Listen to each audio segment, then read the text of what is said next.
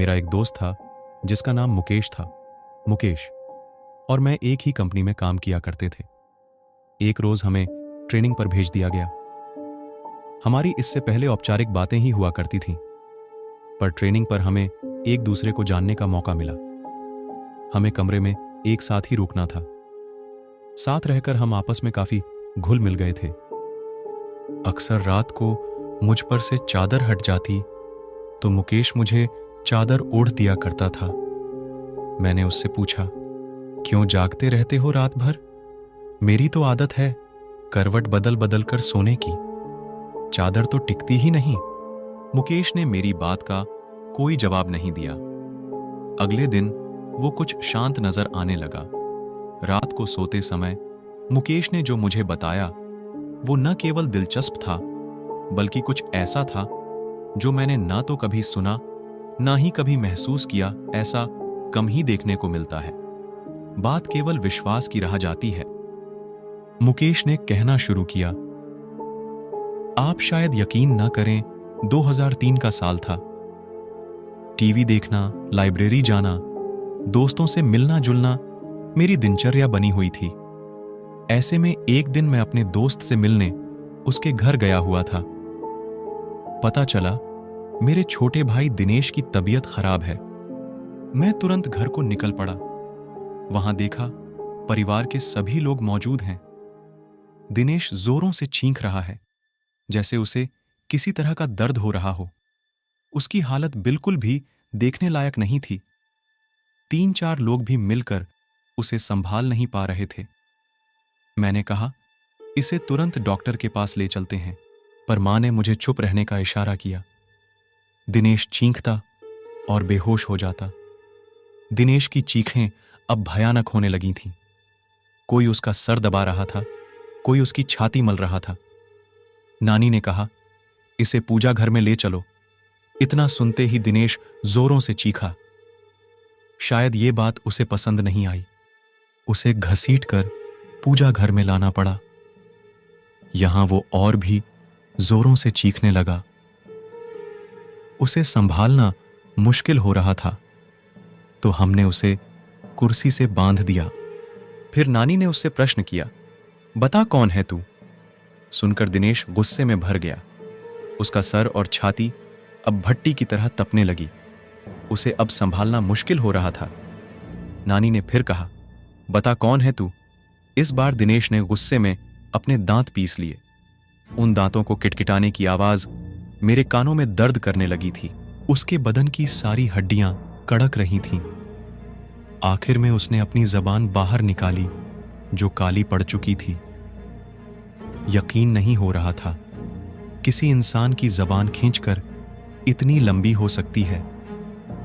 नानी ने फिर अपनी बात को दोहराया, बता कौन है तू? कहां से आया है? इस बच्चे ने तेरा क्या बिगाड़ा है? जहां से भी तुम आए हो वहीं लौट जाओ। बदले में जो कुछ भी मांगोगे हम तुम्हें देंगे, लेकिन इस बच्चे को छोड़ दो। दिनेश ने अपना आपा खो दिया। वो उसी तरह कराहता, दांत पीसता, चीखता, चिल्लाता और बेहोश हो जाता।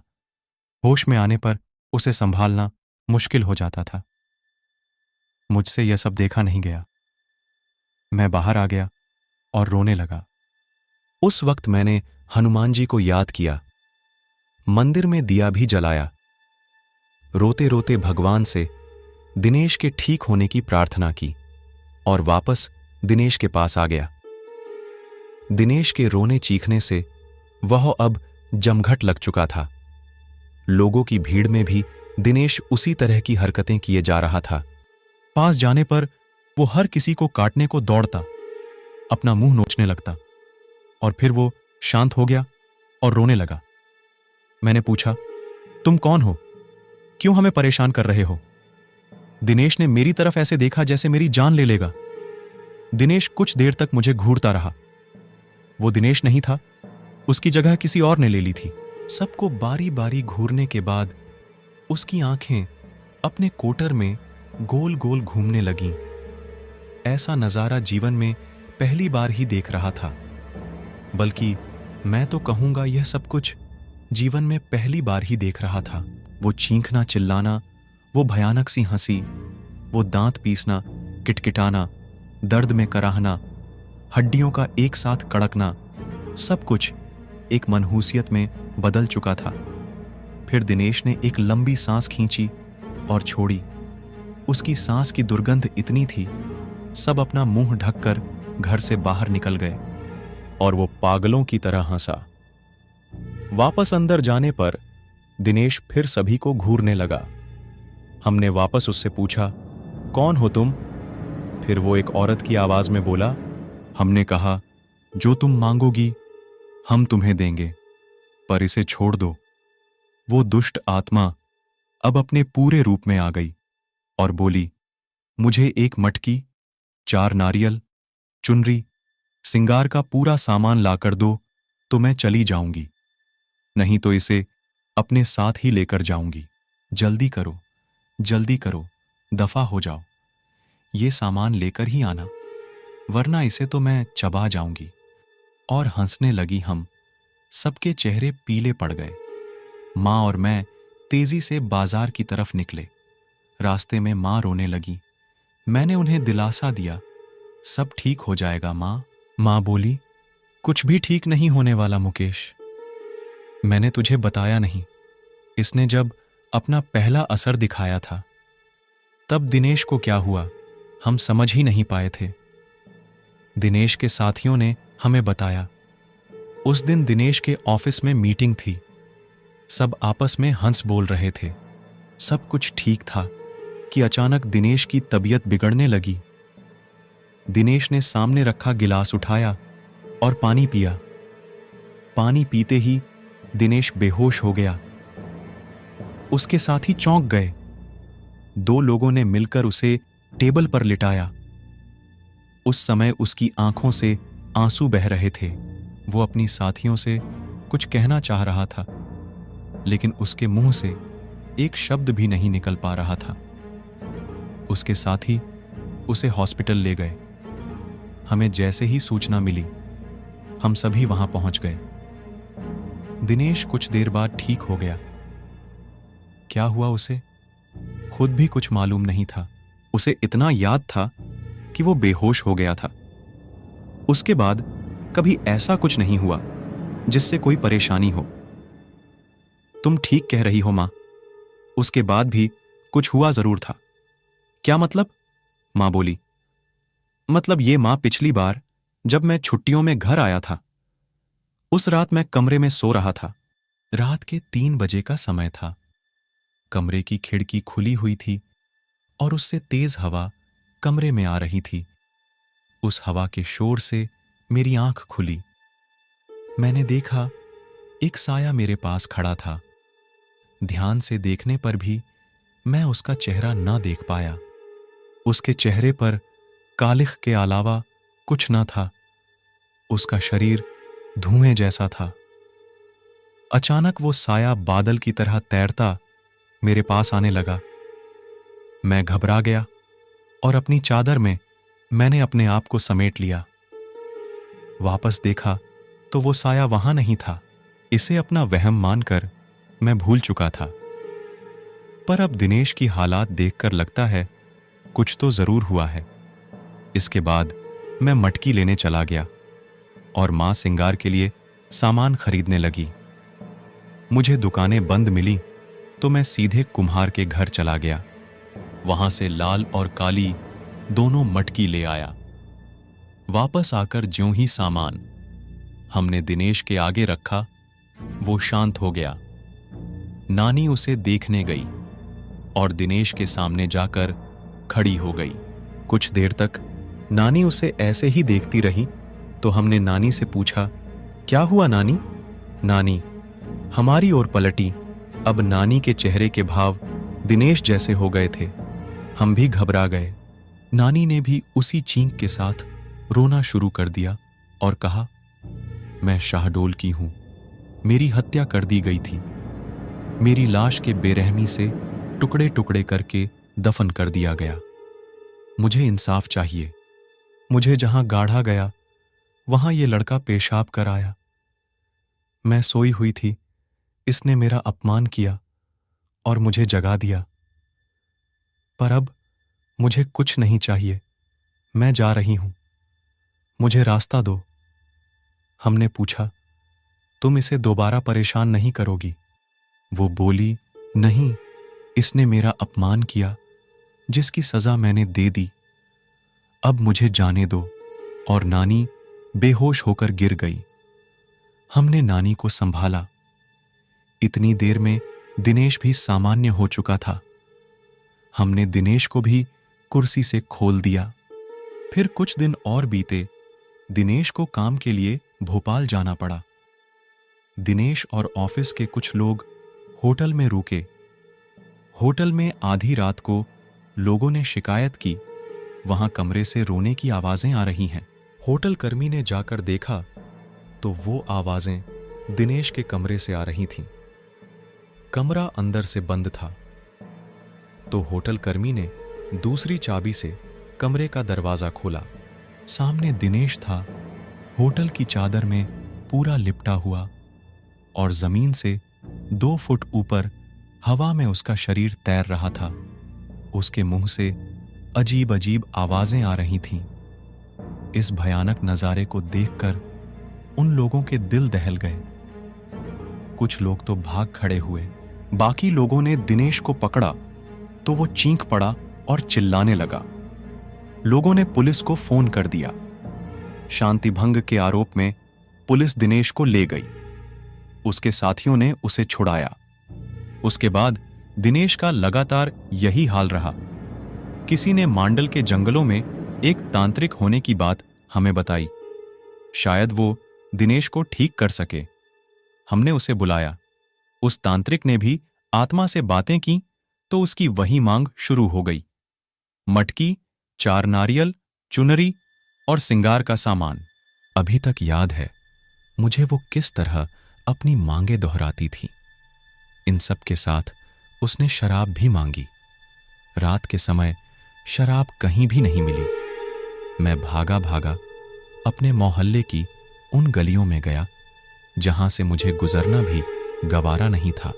पर भाई की सलामती के लिए भी उन गलियों में गया जहां अक्सर लोग नशे में धुत पड़े रहते थे। शराब की दुर्गंध के कारण दिन में भी उस गली से कोई नहीं गुजरता था। वहां जाकर मैंने उन लोगों से शराब मांगी तो उन्होंने कहा, क्या आज तू भी पिएगा? आजा आजा, बैठ यहां। आज तू बेटा सारे गम भूल जाएगा। मैं गम भुलाने नहीं आया हूं। मेरे भाई की तबीयत खराब है, उस पर ऊपरी साया है। तांत्रिक शराब से पूजा करेगा। यह सब जानने के बाद उन्होंने अपनी शराब की बोतल मुझे दे दी, जिसे लेकर मैं लौट आया। इसके बाद शराबियों से मेरी नफरत कम हो गई। तांत्रिक ने पूजा शुरू की। रात भर तांत्रिक पूजा करता रहा।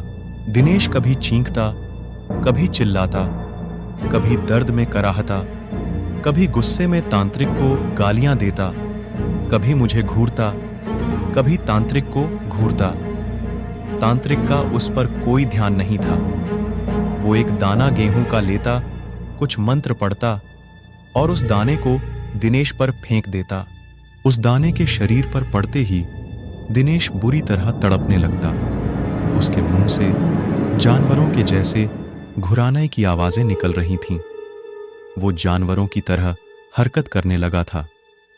दिनेश की आवाज उसके गले में ही बंद कर रह गई थी। वो क्या बोल रहा था, कुछ समझ नहीं आ रहा था।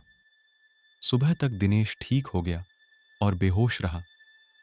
शायद इन सब से उसका शरीर थकने लगा था। उसका चेहरा पीला पड़ने लगा था।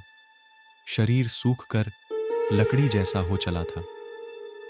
फिर भी कहीं ना कहीं मेरा भाई इन बुरी शक्तियों से लड़ रहा था, मुझे यकीन था। कुछ दिन और बीतने पर दिवाली का त्योहार आ गया था। धनतेरस का दिन था और मैं टीवी देख रहा था।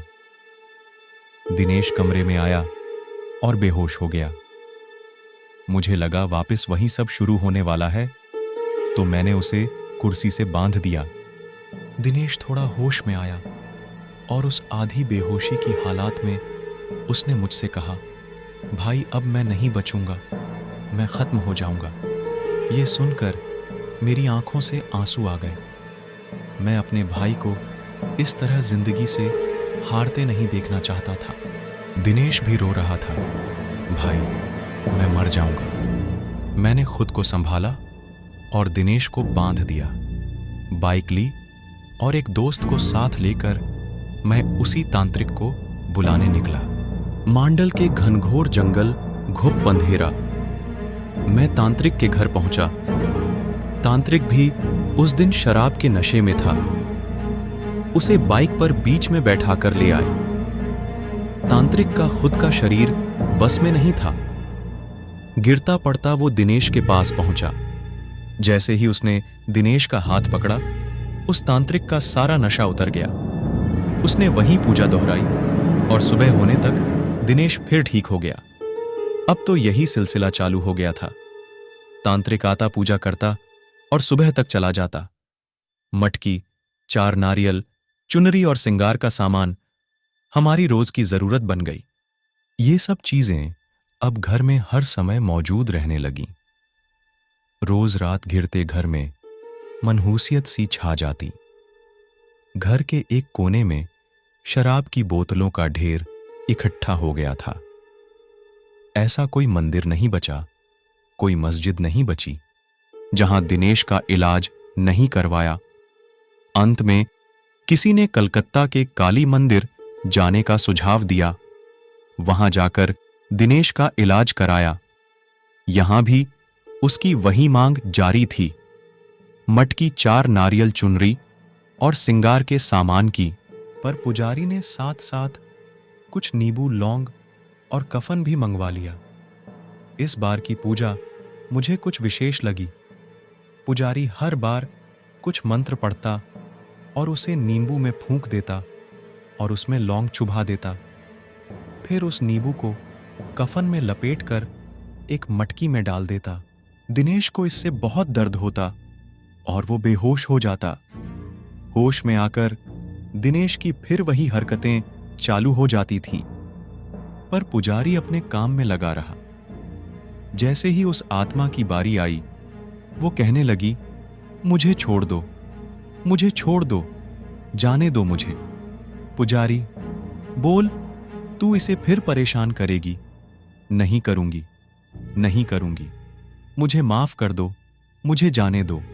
पुजारी फिर कहता है, क्यों परेशान कर रही है इस बच्चे को? पीछा छोड़ इस बच्चे का, वापस जा, लौट जा जहां से भी तू आई है। पुजारी ने ऐसा 8 से 10 बार किया और तंत्रा को भी उसने कैद कर लिया। अंत में पुजारी ने वो मटकी हमें दी और कहा, इस बच्चे के अंदर दुष्ट आत्माओं ने डेरा जमा लिया था।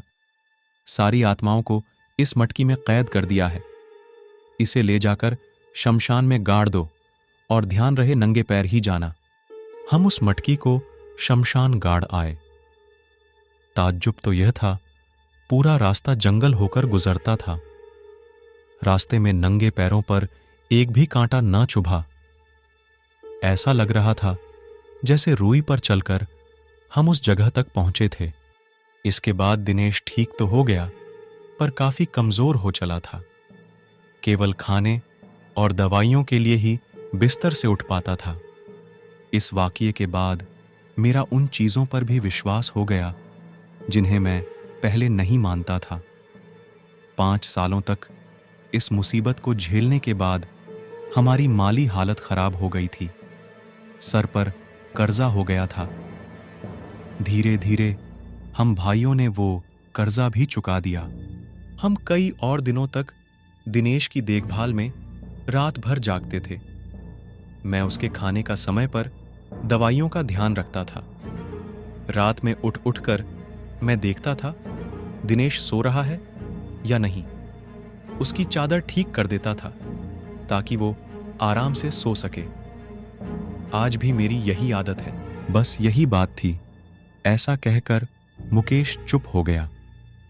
इस कहानी को ध्यान से सुनने के बाद अंत में मैंने मुकेश से कहा, बेशक यह कहानी किसी के लिए बेमिसाल हो या ना हो, लेकिन तुम दोनों भाइयों का आपसी प्यार बेमिसाल है। आपको ये कहानी कैसी लगी, हमें कमेंट करके जरूर बताएं। तब तक के लिए धन्यवाद।